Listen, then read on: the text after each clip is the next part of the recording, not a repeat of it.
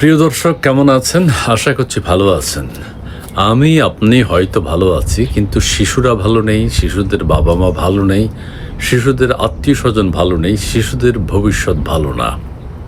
আজকে আরেকটা কথা শুনলাম, যেই সব শিশু এখন হামে আক্রান্ত হচ্ছে তারা যদি বেঁচেও যায়, ভবিষ্যতে তারা ভালো থাকতে পারবে না। এটার একটা ইফেক্ট তাদের মধ্যে পড়বে।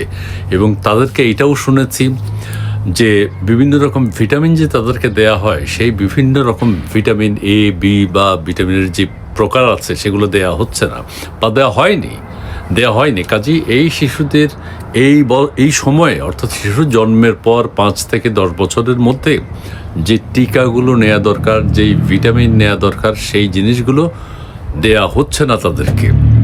ঠিক আছে, এক সময় শেখ হাসিনার সময় বা তার আগেও আমরা দেখেছি টিকা দেয়াটা বাংলাদেশে একটা উৎসবের মতো হতো। সারা বাংলাদেশে পত্র পত্রিকায়, টেলিভিশন, রেডিও, সব জায়গায় রাস্তাঘাটে ব্যানার ফেস্টুন সাজিয়ে টিকার উৎসব করা হতো। গ্রামে মহল্লায় বাড়িতে টিকাকর্মীরা গিয়ে টিকাদানের ব্যাপারে উদ্বুদ্ধ করত।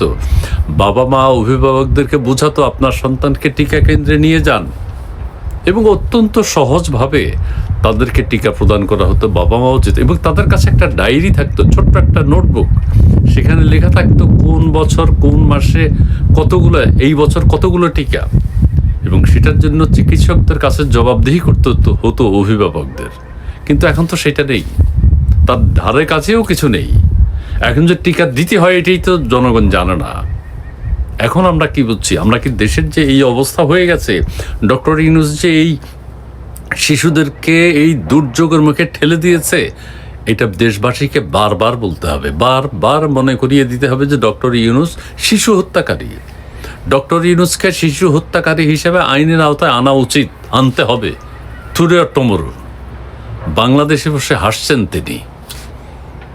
তিনি কাঁদেননি কোনোদিন। তাকে কাঁদতে হবে, এই শিশুদের জন্য তাকে কাঁদতে হবে, এই বাংলাদেশ ধ্বংস করার জন্য তাকে কাঁদতে হবে, এই বাংলাদেশে মব ভায়োলেন্স চালু করার জন্য তাকে কাঁদতে হবে, এই বাংলাদেশের ইতিহাস ঐতিহ্যকে ধ্বংস করার জন্য তাকে কাঁদতে হবে, এই বাংলাদেশকে আমেরিকার গোলাম বানিয়েছে সেই জন্য তাকে কাঁদতে হবে। প্রতিটা পদে পদে আমাদের ডক্টর ইউনূসকে মনে রাখতে হবে, মনে করতে হবে, তার বিষয়ে আলোচনা করতে হবে। বাংলাদেশকে আরও 50-60 বছর কোথায় নিয়ে যাবে ইউনূসের এই গোলামির চুক্তি, সেটা আমরা জানি না। কিন্তু বাংলাদেশের মানুষ সবসময় ডক্টর ইউনূসকে মনে রাখবে। প্রতি পদক্ষেপে, প্রত্যেকটা কাজকে, প্রত্যেকটা ভালো কাজকে ইউনূস ধ্বংস করে দিয়েছে। এই ছোট্ট শিশুদের যে টিকা আনা, এখান থেকে কমিশন খাওয়ার জন্য এনসিবিকে টাকার পরিমাণ বাড়িয়ে দেওয়ার জন্য, ঘুষের টাকা দেওয়ার জন্য কন্ট্রাক্ট ফর্মে চুক্তিতে চলে গেছেন, যে এটা টেন্ডার হবে। Why tender? How tender? কি জন্য টেন্ডার? বাচ্চাদের এই টিকা আনার জন্য টেন্ডার হলে সেটা দীর্ঘসূত্রিতার ব্যাপার। কি কারণে আপনি এই দীর্ঘসূত্রিতার পথ বেছে নিলেন? কমিশন খাওয়ার জন্য? এনসিপি ডেভেলপমেন্ট কমিশন খাওয়ার জন্য? আপনার পকেট ভারী করার জন্য? আপনি এত লোভী কেন? আপনার এত টাকার প্রয়োজনটা কি? আজকে শিশুদের এই অবস্থা, কেউ একজন কথা বলছে না, সাধারণ মানুষ কথা বলছে, সাধারণ মানুষ সাফার করছে। কেউ কথা বলছে না, এনসিপি কথা বলছে না। এরা বলে টিকা নিয়ে আলোচনা হয়, আমাদের জুলাই সনদ নিয়ে আলোচনা হয় না। জুলাই সনদ কিসের? বাংলাদেশের শত শত শিশু মারা গেছে, বলে যে হাজারের উপরেও মারা গেছে, হাজারের উপরে। যে গ্রামে গঞ্জে যারা মারা যাচ্ছে, যেসব শিশু মারা যাচ্ছে, আমরা সেটা জানি না, দেখতে পাই না। এটা সরকারিভাবে কোনো হিসাব নেই, এটার আড়াল করা হচ্ছে। কাজে কি পরিমাণ শিশু মারা গেছে, কি পরিমাণ বাবা মায়ের বুক খালি হয়েছে, সেটা আমরা জানি না। প্রকৃত সত্য কোনটা হাইড করা হচ্ছে। আরেকটা ধাপ্পাবাজি শুরু করেছে যে হামের উপসর্গ নিয়ে মারা গেছে। হামের উপসর্গ আবার কি? হাম?